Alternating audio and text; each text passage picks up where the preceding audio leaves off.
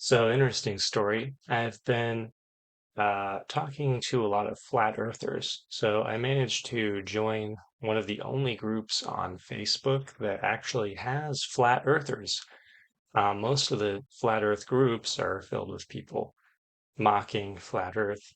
And so it's been kind of interesting. When I joined it, it said in the rules that it was only for people that were either seeking or already believed in flat earth. But I presented my case that I would be respectful and that I would listen to any evidence or any arguments that they gave, and I would respond kindly and consider it. Um, consider it. Be considerate. Um, so I was let in, and I've been in there for about 3 years, and they haven't kicked me out yet, even though I've opposed them on many posts that were made. But the point being, it's I'm not going to get into that in this video, but I do want to kind of springboard off of that and talk about why people believe in the flat Earth based on the Bible. So this group is actually flat Earth. Well, I won't say the name. Um, but it's Christians. So the point is, why are Christians becoming flat earthers based on the Bible? And I think with this question, Christians typically fall into two camps. Either they uh, see certain, you know, semi-contradictory passages in the Bible, contradictory to science. Um, and so they will explain them as though they fit into the scientific, model that we have in the sphere and the solar system and all of these things, space, um, which an understanding that ancient people did not have. So the claim is, well, it's inspired by God, it's infallible. So he was able to basically dictate to them things that they wouldn't necessarily have known otherwise. But, this is the biblical cosmology. The world is round, they may not have known about space, but it doesn't contradict anything that we have discovered today. Um, And you'll find this among most evangelical fundamentalists, particularly, the young earth creation, like Answers in Genesis types, will, Ken Ham, Kent Hovind, they'll take these passages and just explain them in a scientific way to make it fit. Um, then you have a relatively small group of people, I think, that are now coming forth that actually say, no, everything is literal. It's like a hyper literal stance.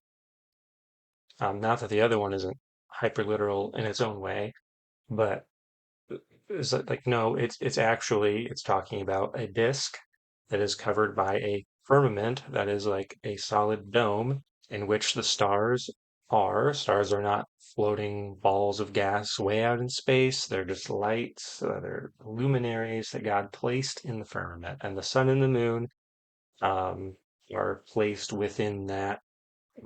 The model is not important. Maybe in another video. The point is, you have these two camps.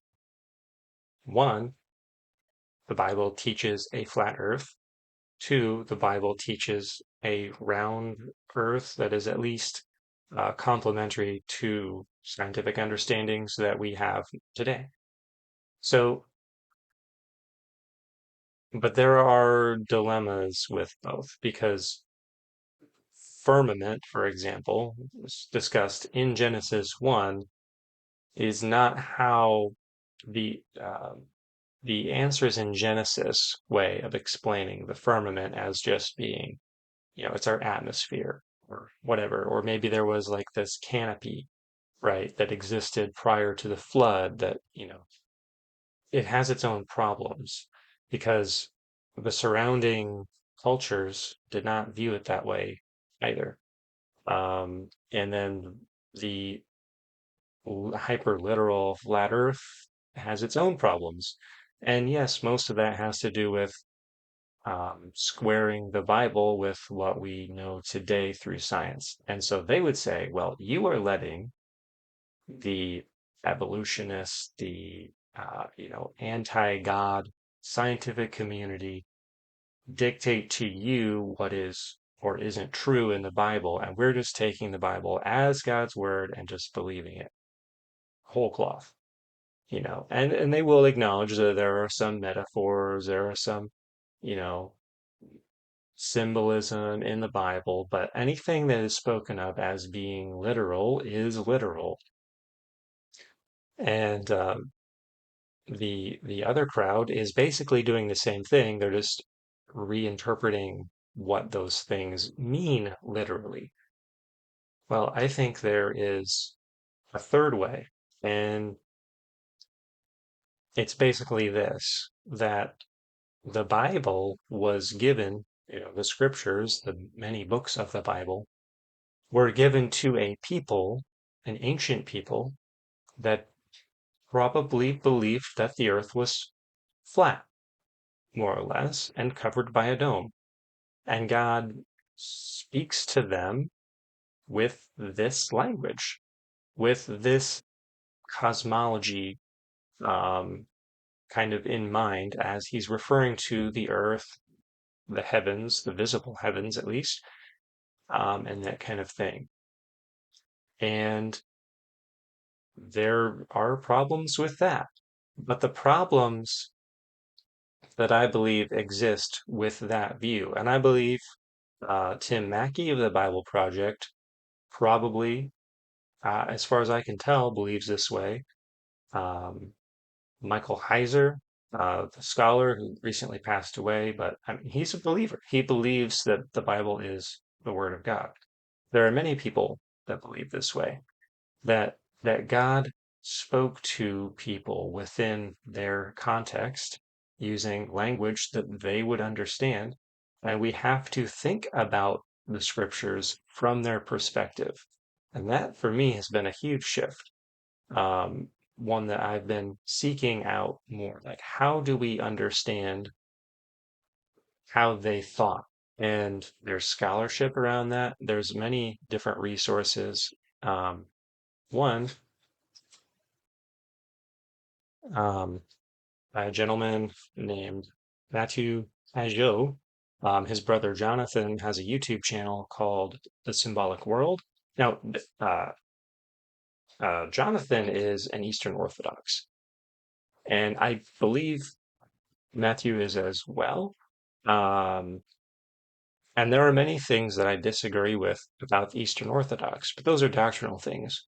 And the things that he generally presents on his channel and the things that are presented by Matthew in this book are very insightful and sometimes very difficult to wrap your mind around. And this was the challenge, essentially. So the reason that I purchased this book, and I didn't know exactly what was in it to begin with, but this is what I was looking for. How do I escape enlightenment, rational thought, and think about things the way that ancient people would have?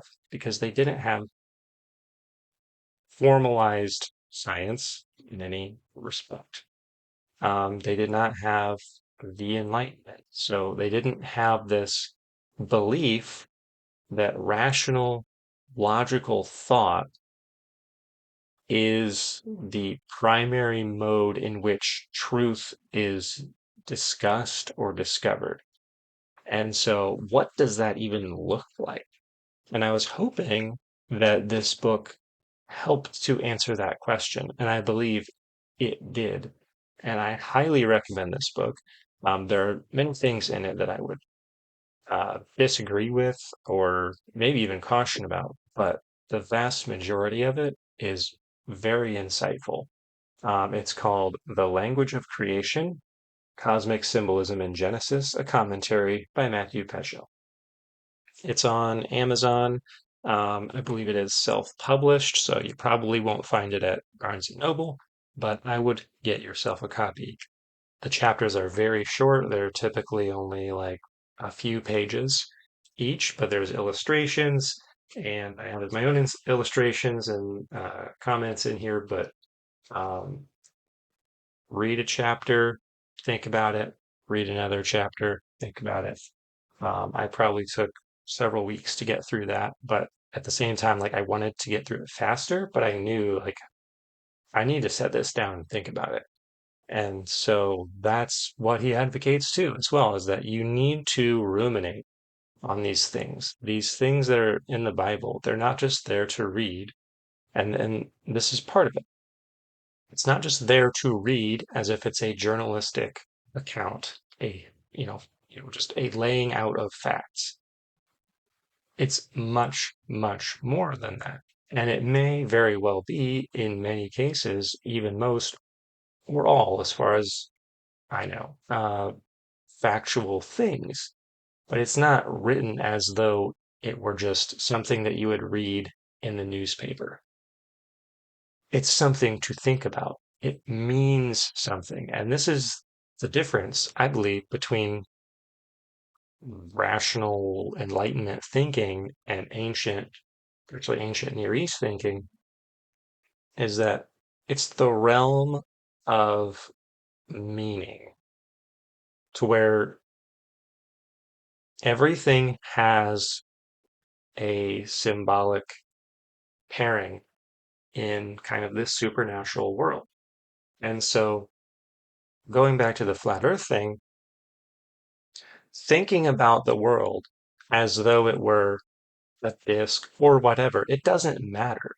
And that's part of it too. It does not matter what the shape of the earth is in the Bible. That's not what it's talking about. It doesn't matter. And so that's my position. It has zero bearing whatsoever on the importance of what the Bible is communicating. And so to layer that on the scientific, whatever understanding we have now, and say it was like, well, it's got to be telling us about this. It's like, why? What does that have to do with the spiritual world, which is the primary subject of the Bible, as far as I can tell? Getting us acquainted with God and his ways and spiritual beings, like what that world is like. Um, but anyway, so as far as the flat earth, thinking about the world in that way sheds light on truth. And that's truth with a capital T. It's not facts. And I draw this distinction between facts and something that is meaningful. Something that is meaningful and true, capital T, is symbolic by nature because it has to have a connection between the material thing, whether it's real or just our understanding of it, and spiritual reality. It has to have layers of meaning to it. And unfortunately, mere facts don't have that, right? Like I tripped over something that I laid on the floor when I was getting up today. That doesn't mean anything except that maybe I need to turn the light on. But even that is meaningful. Like that is symbolically true. But the fact that I tripped over something doesn't mean anything. I guess it does. That is actually quite meaningful. And it is true. I mean, not today, but I have tripped over things before in the dark, right? And that is meaningful. But the fact that I did it doesn't really matter. It may be true and that it's a fact. But there are things like that to where um, they are factually true, but they don't mean anything. Whereas there are things that are true on multiple levels, and that's what makes them true. But thinking about the earth, as a structure, it is a solid place on which we stand. It is made of matter, which is dark, right? That which is beneath the surface is mysterious to us until we dig it up, right? And we discover. Um, Above that is air, which is clear. And then above that is the firmament, which is a solid dome, which actually holds back waters in the Bible. And it continues to do so after the flood. And there's the problem with the answers in Genesis. Answer to why or what this firmament is. It's like it continues after the flood. So it can't be this dense canopy that existed over the earth. Um, but thinking about it in a spiritual way, it's like that is God's domain. He created a habitable world in which we as physical beings who are also spiritual can live.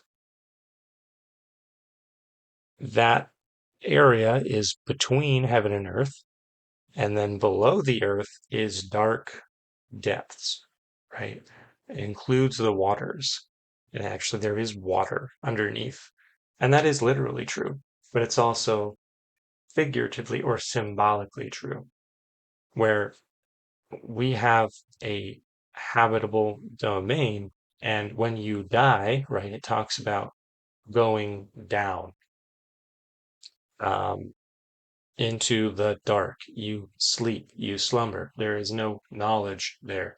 It's a dark, chaotic place where there is no light of understanding, of knowledge, of life. And that's the primary thing is that, um, again, we're talking about spiritual truths, but referring to them as though they are material in the Bible. And so that's where I'm at. I'll discuss this further, but that's that.